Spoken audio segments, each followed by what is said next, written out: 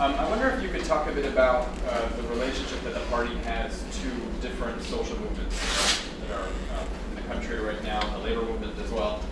We know that they're not particularly strong right now, particularly compared to times like the 60s and 70s, but they exist in some shape or form, and one would hope that a bunch of them are fighting for some of the things that you guys are fighting for as well. So can you tell us about what you're doing right now as a party to try and draw those movements into the Green Party in this campaign right now? And as you go forward, your response after 130 days, what are we doing? Where are the young people? How can I bring them in? What are your plans, or the party's plans to try and really build this beyond the election so that this isn't just about every 4 years or every 5 years there being one big splash that you try and generate enough momentum that then sustains itself?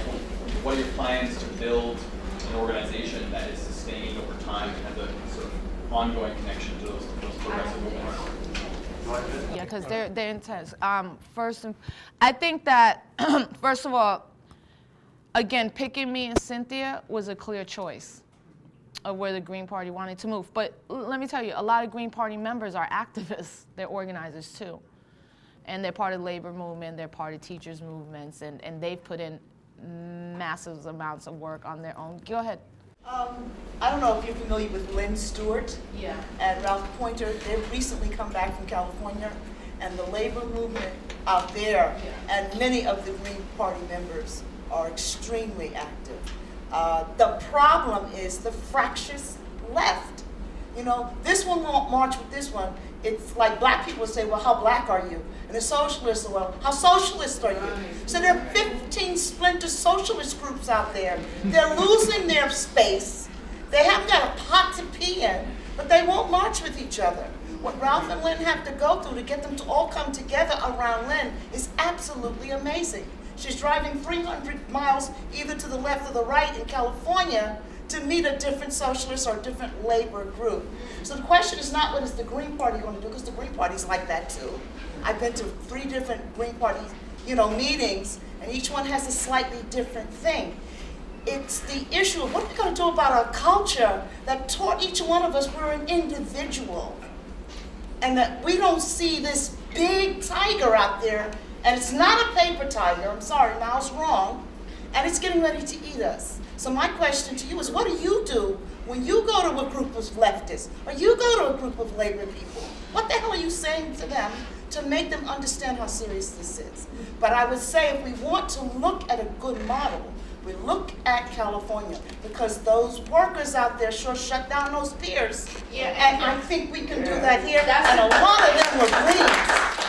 And I think that's a rhetorical question, because what you're, it wasn't an attack on you. It was more like, what are we doing? But first, I think by picking Cynthia was a Democratic Congresswoman. I'm always like, you're still withdrawing from that world, right? Because there's a way that she will operate. And then that's why she picked me. I know that's why she picked me, because I balance that out a little bit. But our relationships to the social justice movement we have relationships with all of them.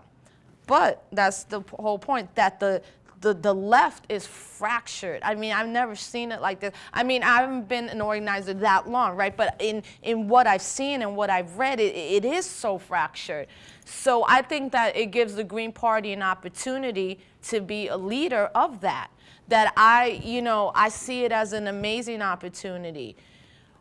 What I see for after the election is building a party, not just for a presidential election. Exactly.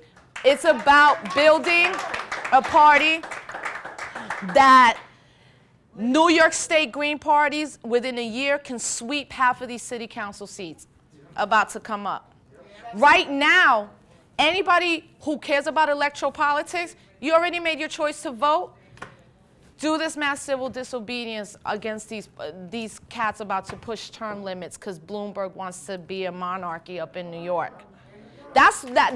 See, and in fact, I did my first show today where there's a brother by the name of Mickey Melendez that has called a meeting to stop this Bloomberg, seas of power, along with now almost half of the Black and Latino elected officials that are following right along because they want to keep their jobs.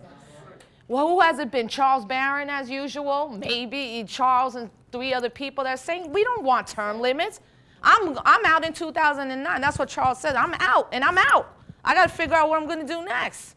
Where am I going to work? What am I going to do? So this whole thing right now is, it has to be about what you're saying. How do we grow the party? And part of that is definitely beginning to infuse that the Green Party is not only running Rosa and Cynthia, it's running 200 other candidates for office all over this country.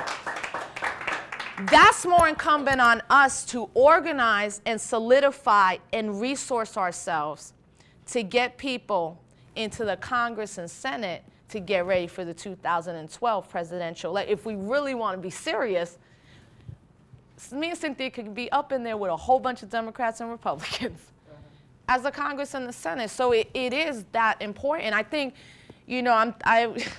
sorry, babe, I haven't told you that. No, I told them. I'm like, maybe I'll just come back to New York now and run for mayor or one of these city council seats. Or governor. Yeah, I've been talking to people about that. And I said, this has never been my trajectory. I always thought I'd be like, I want to help somebody get into office. Like I saw some pretend. I'm like, I'm going to help you. I'm going to help you. But you know what? New York City is right now going to be so ripe right after this presidential election because of what Bloomberg has put out there. Because also, when you look at New York City, every public policy that is passed in New York City is always adopted by the rest of the country.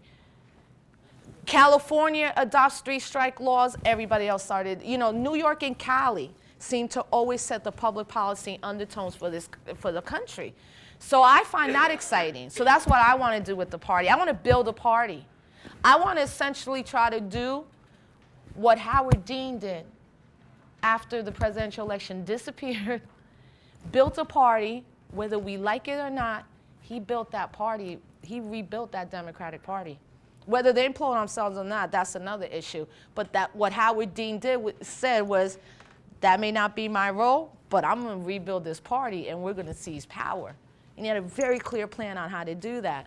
So that's what I'm excited about. That's what it's going to take, because it can't just be about me or Cynthia or who may run in 2012, if it's Cynthia again, if it's me again, if it's other Green Party members. It can't just always be about the presidential election. I think that's the least important election at the end of the day, because if we have local officials from the Board of Education to the district attorney to the sheriff all the way to the governor that represents the Green Party, then we actually change the culture and the public policy of a state within one electoral cycle. And I think that's powerful.